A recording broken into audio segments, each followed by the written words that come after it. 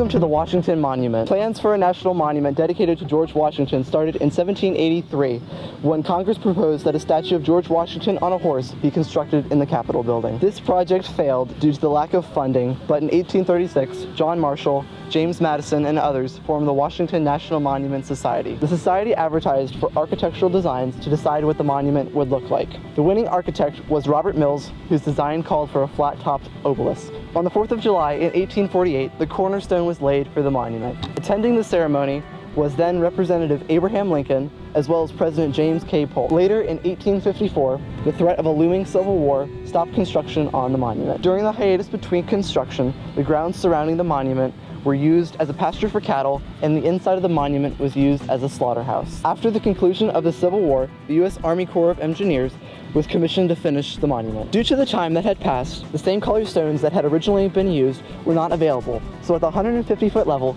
you can see a change in the color of the monument. This is where construction stopped and then later resumed after the Civil War. The capstone was placed on the monument on February 21st, 1885. On October 9th, 1888, the Washington Monument was opened to the public. The Washington Monument weighs 81,120 tons and stands 555 1/8 inch tall. The monument contains 36,491 stones. Total cost to build the monument was $1,187,710. On top of the Washington Monument sits a 3,300-pound capstone that serves as a lightning rod.